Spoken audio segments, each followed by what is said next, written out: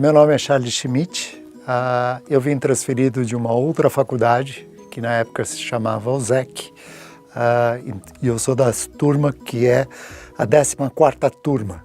Então eu entrei aqui para o internato, transferido da OSEC, que foi uma das primeiras vezes que a Santa Casa abriu transferência para pessoas de outras faculdades. Até então, a Santa Casa não abria esse tipo de oportunidade, mas como houve muitas repetições, naquela época se jubilava os alunos que não passavam, eles acabaram, por necessidade, abrir esta oportunidade. Foi aí que eu vim para a Santa Casa. Assim, em 58, né, já estou um pouquinho mais avançado na idade. Somos uma família de classe média. Meu pai já era médico, pediatra, teve uma formação acadêmica forte e, evidentemente, nos influenciou também na carreira. Fizemos escolas privadas, estudamos no Colégio Rio Branco, aqui em Higienópolis, depois o objetivo para prestar o vestibular. Entramos muito cedo na faculdade, recém-feito 17 anos, e me formei também muito cedo, recém 22 anos. Então já tenho 37 anos de formado esse ano, mas me formei muito cedo. Surgiu desde pequeno, vendo meu pai atuar. Meu pai tinha consultório dentro de casa, ainda na Pompeia, então era uma coisa que a gente vivenciava todos os dias, vendo ele atender e indo no hospital, acompanhando, vendo o paciente, e uma coisa bem natural, o sentimento de querer atender e ser médico. Nunca passava, a gente tinha muita, vamos dizer assim, gostávamos muito do que ele fazia e o reconhecíamos muito pelo que ele atuava. Aqui dentro da Santa Casa foi um pouco mais complicado, porque a faculdade em si não estava preparada para receber alunos de outras faculdades. E justamente entrando no internato, onde a gente já tinha que ser um médico interno, então não foi tão fácil assim. Eu acabei não convivendo com a turma toda. A minha turma faz parte o Luiz Setúbal, né? Por exemplo, Maurício Eliezer, vários colegas que hoje estão em posição bastante elevada mesmo aqui na faculdade, mas não foi tão fácil se integrar. Era fácil porque meu irmão já estudava aqui, então foi mais fácil para mim, mas não foi tão fácil me integrar e saber como a faculdade tinha as suas rotinas dentro do internato.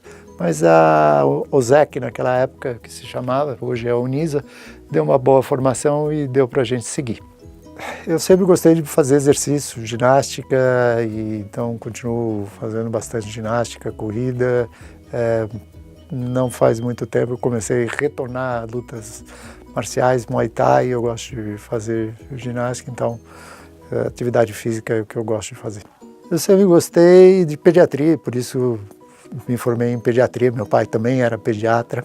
A residência foi feita aqui na faculdade em pediatria, né? Tive um bom desempenho, na verdade, fui o melhor classificado na pediatria. Me ofereceram para ficar aqui na faculdade, mas eu queria fazer pós-graduação, e aí eu parti para pós-graduação em outra universidade, que eu fui para a Unifesp, Universidade Federal de São Paulo.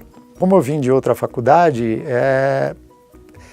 as coisas mais marcantes que a gente tem era como as pessoas tinham um próprio relacionamento com a toca, né? Agora me esqueci o nome do que faleceu, que era o responsável pela toca, mas era um grupo bastante integrado, quer dizer, a vida dentro da Santa Casa era em volta da toca. É isso que me chamava a maior atenção.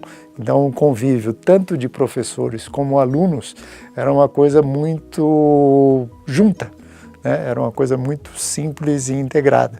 E essa era a coisa que mais me chamava a atenção desse convívio, que, na verdade, ele permanece até hoje, né? Em relação à Santa Casa, eu acho que é uma faculdade que nos ensinou a sermos bons médicos generalistas, e valorizar o relacionamento humano com o paciente, porque é uma faculdade que sempre integrou o aluno junto ao paciente, né? Então, e passando por todas as áreas, pelo menos na nossa época, os professores estavam lado a lado em todos os momentos, principalmente aqui no internato.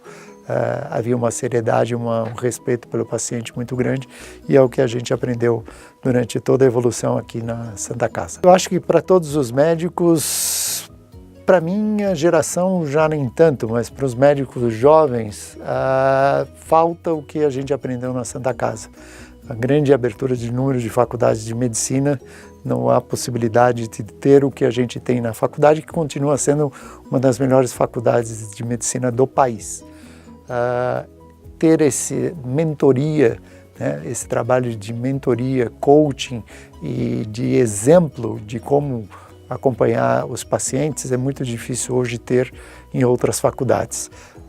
O processo passou a ser muito mecânico, né, os professores mal valorizados, e essa junção que a gente acabou de falar que existia na Toca entre a relação professor, estudante e mesmo paciente, fica difícil ter em outro lugar, longe daqui da Santa Casa.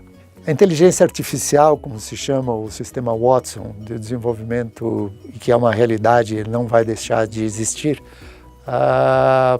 vem agregar, porque fica muito mais fácil, realmente a capacidade de fazer diagnósticos mais rápidos, equipamentos mais precisos e acurados são sempre melhor. Mas nada vai substituir o relacionamento médico-humano, o abraço, a confiança, a empatia, a simpatia, né, de querer estar sentindo a dor do outro. Não dá para ser substituído por uma máquina, né? E isso é muito importante nós colocarmos isso para os novos alunos. Há questões de ética e de conflitos de interesse que uma máquina artificial não é capaz de oferecer, em termos de relacionamento com os provedores de saúde, quer seja a indústria farmacêutica, quer seja fonte pagadora, questões de compliance, de como seguir fazer o certo, uma máquina não é capaz de fazer. Então é um adjuvante que vai ter, mas nada vai substituir esse relacionamento humano. Os valores essenciais é gostar de pessoas, gostar de cuidar do outro, mas cuidar do outro de forma, como eu falei, empática, sentindo que estar junto ao outro, que poder servir ao outro, né? Essa é uma grande diferença do que eventualmente os alunos estejam aprendendo, em focar na sua própria carreira, no seu próprio desenvolvimento. A carreira médica é sempre pautada pelo paciente e não por você mesmo. Você quer se profissionalizar melhor para atender melhor o paciente e não a você. Essa é a grande diferença que existe eventualmente em escolas novas ou os novos colegas. Eles são focados muito no eu e não no próximo. Nós fomos focados a aprender que nosso desenvolvimento vai beneficiar ao paciente. E isso está se perdendo, infelizmente. A Santa Casa é um lugar que se foca nessa ideia do outro. A principal é agradecimento. Sem ela não teria a minha formação. Orientação de vida, né?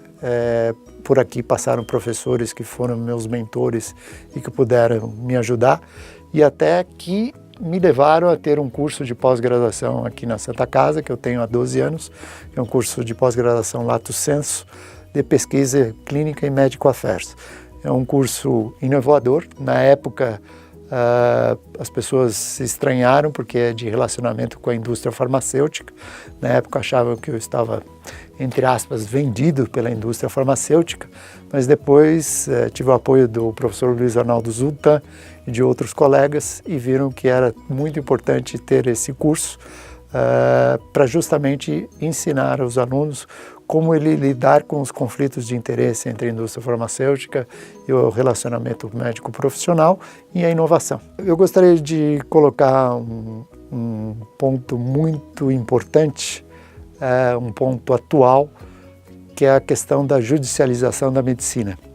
Um problema de saúde pública, na verdade, de colegas que infelizmente seguiram pelo mau caminho, se utilizando de manobras com advogados irresponsáveis e colegas irresponsáveis para judicializar e fazer encarecimento dos tratamentos. Hoje o Brasil perde em torno de 7 bilhões de reais devido à judicialização da medicina e grandes gangues, vamos dizer assim, de estelionatários se utilizam entre médicos e advogados para que a judicialização ocorra.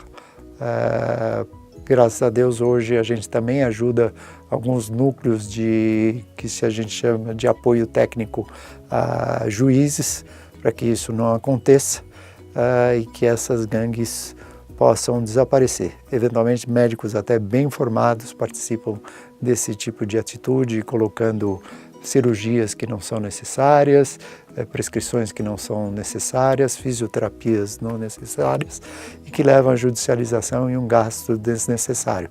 Então a nossa luta também é para que isso não ocorra e faça que a medicina sempre seja um ideal único, ético e profissional.